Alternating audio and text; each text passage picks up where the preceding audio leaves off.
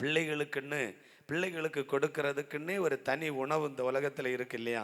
பிள்ளைகளுக்கு கொடுக்கறதுக்குன்னே தனி உணவு இருக்கு, குழந்தைகளுக்கு கொடுக்கக்கூடிய ஒரு உணவு. இப்போ அதை எடுத்து நாய்க்குட்டிகளுக்கு போடுறது நல்லதில்லை அப்படின்னு ஆண்டவர் சொல்றார். அந்த அந்த உணவை எடுத்து யாராவது நாய்க்குட்டிகளுக்கு போடுவாங்களா? நாய்க்குட்டிகளுக்கு போட மாட்டாங்க. ஆண்டவர் நாயின்னு யாரை சொல்றார் தெரியுமா? கானானியர்களை பார்த்து சொல்றார். மனிதருக்கு அவள் மெய்தான் ஆண்டவரே, ஆகிய நாய்க்குட்டிகள் வந்து எஜமானின் மேசையிலிருந்து விழும் துணிக்கைகளை தின்னுமே.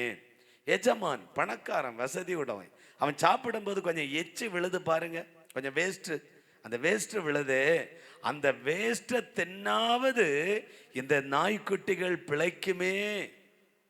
அவ எவ்வளவு தன்னை தாழ்த்துறா பாருங்க. அவ யாரு? ஒரு கானானிய ஸ்திரீ.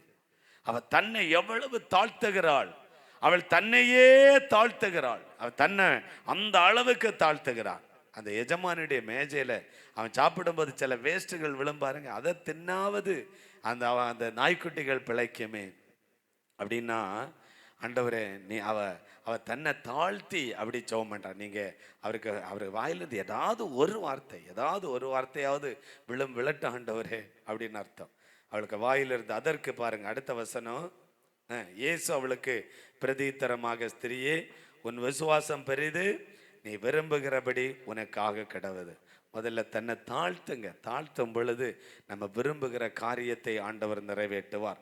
இப்போ விரும்புறது நடக்கணும்னா முதலாவது ஆண்டவரிடத்துல எப்படி ஜெபிக்கணும்? ஆண்டவரே எனக்கு இறங்குங்க, எனக்கு இறங்குங்க ஆண்டவரே, எனக்கு இரக்கமுள்ளவராக இருக்கிறதுனால எனக்கு இறங்குங்க ஆண்டவரே அப்படின்னு சொல்லி, உங்களுக்கு என்ன தேவை, என்ன காரியம், என்ன விஷயம், என்ன வேணும், என்ன காரியத்துக்கும் ஆண்டவரே எனக்கு இறங்குங்க அப்படின்னு நீங்க ஜெபம் பண்ணினா ஆண்டவர் உங்களுக்கு இரக்கத்தை காண்பிப்பார்.